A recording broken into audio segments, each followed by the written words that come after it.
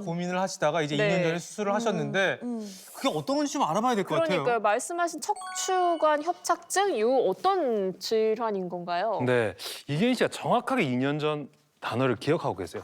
척수라는 거는 네. 말 그대로 머리에서 우리 몸으로 내려가는 그 신경 자체를 척수라고 합니다. 아. 사실 척추관이라는 거는 척수가 지나가는 관, 이 앞에 뼈들을 척추뼈라고 하거든요. 이 뒤에는 정확하게 말하면 척수가 맞습니다. 네. 그래서 척추관 협착증이라는 건 우리가 이렇게 척수가 이렇게 내려가면서 요 밑에부터는 다발, 밑에 레벨부터는 다발로 되는데 이 관이 좁아지는 겁니다. 거봐. 자, 이 안쪽에 있는 디스크가 밖으로 이렇게 튀어나오면서 그리고 이 단면을 보시면 이거 자체가 척추관이라는 건데 이 근처에 있는 여러 가지 연부 조직이 두꺼워집니다.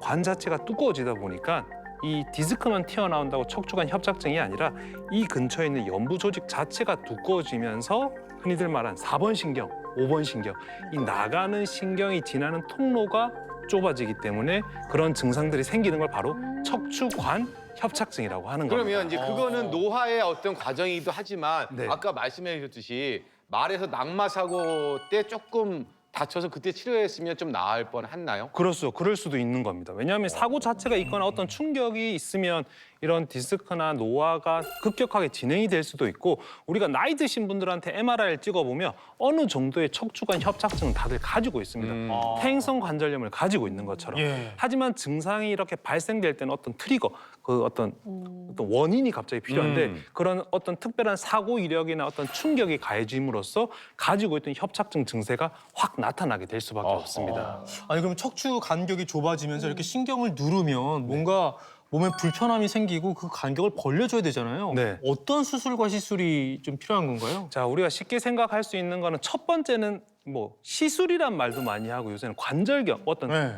구멍 2개만 뚫어서 수술한다고 하는 것도 있는데 그거는 단순하게 감압술이라고 합니다. 감압술. 네, 신경이 지나가는 통로만 넓혀주는 겁니다. 근데 하나는 다른 수술은 이 뼈 관절 자체를 붙여버리는 유압술이라는 수술이 있습니다.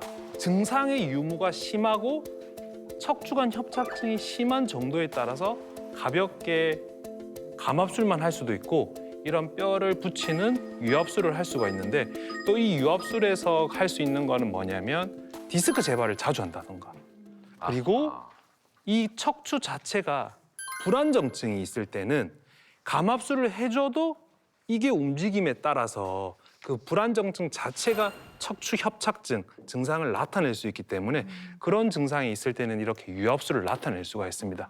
근데 일반 분들이 이제 쉽게 생각할 때는 뭐 어떻게 보면 심한 정도에 따라서 막힌 정도가 심한 정도에 따라서 단순한 거는 감압술, 심한 분들은 이렇게 관절을 붙여주는 유압술을